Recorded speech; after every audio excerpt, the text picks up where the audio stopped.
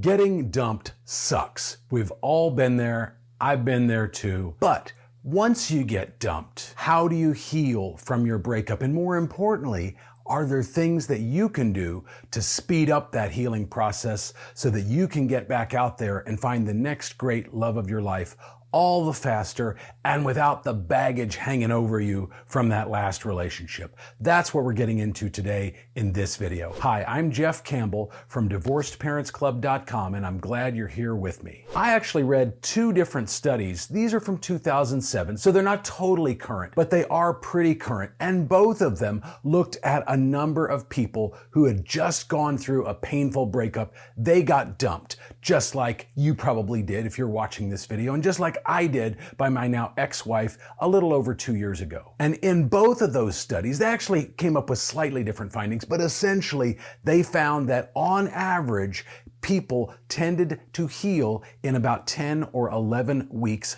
following a breakup. Now, there are some key things that could significantly lengthen that healing process. I'm going to cover them in just a minute, and then I'm going to cover all the things that you can do to actually speed up the process dramatically of healing. But I did find it interesting that both of those studies found that people tended to heal relatively quickly. 10 or 11 weeks is really not that bad if you think about it, especially if we're talking about a relationship that lasted for years. So what can actually cause the healing process to take longer and making it feel a lot longer before you're really rid of the feelings for your ex and can move on to someone new? Well, there's a few things that can affect that. The first is if you had a deep personal investment in the relationship. And by that I mean, it wasn't just sort of a casual thing. It wasn't the kind of thing where you could sort of take it or leave it and you weren't ambivalent about it at all. You saw a deep future with this person, possibly marriage, possibly kids. Maybe you did have those things, but you saw yourself with this person for the long haul and you were deeply invested in the relationship.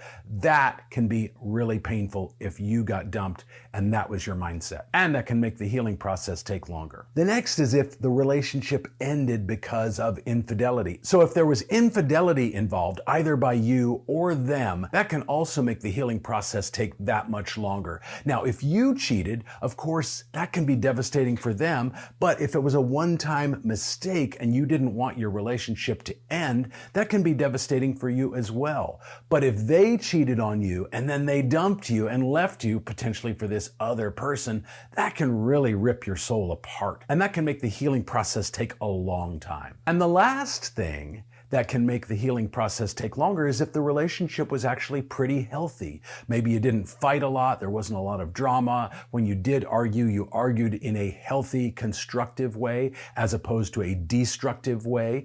There's a good book by John Gottman, and if you don't know John Gottman, he's an amazing expert on marriage and divorce, and he's been studying these things for literally decades. He's got a number of best-selling books on the subject, but he actually breaks down the 4 worst things that you can do to someone that you love, that you're in a relationship with. And he calls those the 4 horsemen of the apocalypse.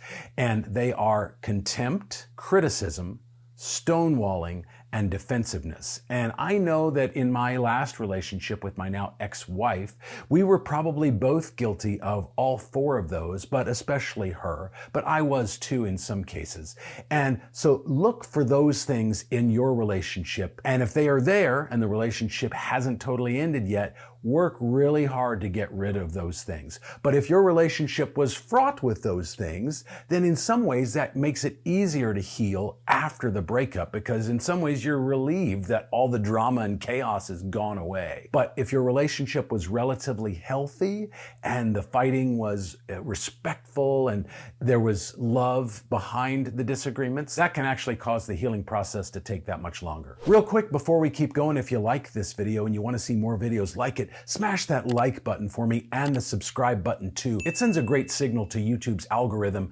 They grow my channel, I help more people, and it's a great way to say thank you to me for making these videos. So what can actually cause your healing process to be sped up, maybe even twice as quick as it would be normally? First of all, don't bury the pain. A lot of us, especially guys, I'm going to gender stereotype here a little bit, especially guys, we're taught to be the strong, silent type. Keep our feelings down. Don't show show emotion. We're taught to be that way by society at large, really, and those things are changing and have changed over the years, but by and large, a lot of guys still tend to be that way. So I don't want you to bury the pain. I don't want you to bury your feelings. They have to get out there. You have to find an outlet for them. There can be any number of outlets for them. There's not just one right answer here, but don't bury your feelings. Seek out therapy, talk to friends, journal if you want to, get outside and exercise, get some vitamin D going from that sunlight, get those endorphins going from movement, whether that's yoga, martial arts, going to the gym, whatever, but find a way to get your feelings out. It sucks to get dumped. I know, I've been dumped. It sucks, but you've got to get those feelings out of your system and not let them fester inside of you. That's not healthy for you, not physically healthy for you. There's a lot of studies that talk about how disease is brought on by stress, and burying your feelings will definitely add to your stress level. Next, and this is another one that is tempting to do, but I don't want you to numb your feelings with alcohol or drugs. A lot of us do one or both of those things on occasion, and the best way to do anything like that is to do it when you are in a good mood, because they tend to amplify whatever mood you're in. So if you're in a bad mood, that's a terrible time to turn to drugs or alcohol. I don't do really much of anything other than the occasional drink, but when I'm in a bad mood, I avoid alcohol altogether because I don't want it to amplify the mood that I'm in. I want that mood to go away, and adding something that is mind altering is usually a really bad idea. Next, I want you to try and stick to your normal routine, and that can also be hard when you're depressed and you're lonely and you're angry or anxious or you're sad. But try as much as possible to stick to your normal sleep schedule, your normal work schedule, your normal exercise schedule,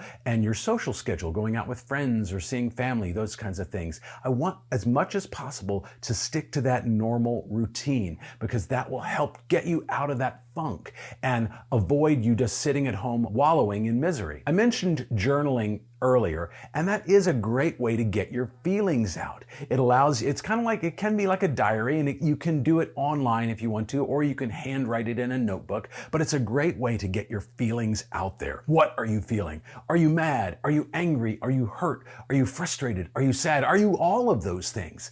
Get that stuff out, and ideally down on paper or at least on a screen. I will say that some of the studies I read showed that thinking negatively about our ex actually does speed up the healing process, but there's a caveat there. Thinking about them negatively also adds distress and discomfort and anger and frustration, and so that can be a slippery slope. You don't necessarily want to amplify those negative feelings in you, because we want to get to a place where we release all of those negative feelings, and so you can get back to being you. But it was interesting to me that thinking negatively about them is one way of speeding up the healing process. Of course, I want you to go no contact. I always want you to do that after a breakup, whether you have any intention of trying to get them back or not. If you do have an intention of trying to get them back, going no contact is definitely a great way to go. And when you go no contact, of course, I want you to cut off all contact with them.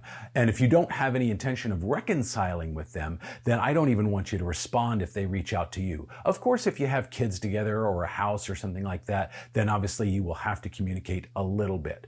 But if you don't have those things going on and you don't have any intention of reconciling, it's okay to block them. Block them on social media, block them on your phone, things of that nature. Just pretend they don't exist. That way you're not tempted to think about them. You're not tempted to stalk them on your social media and things of that nature. You don't want to go down that path of second guessing yourself and, maybe I can look at her location on my iPhone, or maybe I can see if she's dating somebody new from her Insta stories and things like that. I don't want you to go down that rabbit hole, because the further down that rabbit hole you go, the longer the healing is going to take, and the longer it's going to take before you're ready to get back on the horse with somebody new. I mentioned this earlier too, but I want you to get outside and exercise. Get that vitamin D going. Get those endorphins going. The physical aspects of exercise and the sunlight are naturally going to boost your mood. They're going to elevate your mood and your frame of mind. You will be less depressed. rest. There's plenty of studies that talk about the positive impact of exercise and vitamin D on depression and your overall mental state. So I do want you to do those things as much as possible, ideally a little bit every day. You don't have to hit the gym for hours or anything like that. I don't do that either, but I try and do some form of movement, and ideally outside every day, even if it's only 20-30 minutes. The next one I want you to think about is I want you to avoid having a rebound. I want you to avoid hitting up your exes and things of that nature. And now if you want to go out there and have a random hookup that doesn't mean anything, just to kind of have sex and get that release, I guess that's one thing. What I don't want you to do is dive into a full-fledged relationship right away, because when you do that without having properly healed, you're not really in the frame of mind. It feels good to be connected again with somebody. It feels good to have a replacement for the person you just lost. I know, I've done rebounds before. It feels good in the moment, but guess what? Those feelings aren't really real. You're using this person to replace the one that you lost. It's not fair to them. But in a relatively short period of time, maybe a month, maybe 2 months at most, your feelings for them are going to almost completely go away when you've come to terms with the fact that that's not your ex and they're not the same person, and maybe you're not nearly as compatible as you thought you were. And yes, in the moment it felt good to be connected with somebody, to just not feel lonely, but those feelings go away and then you're left feeling hollow and frustrated and sad, and it's not sustainable. Rebounds typically have about a 75% failure rate.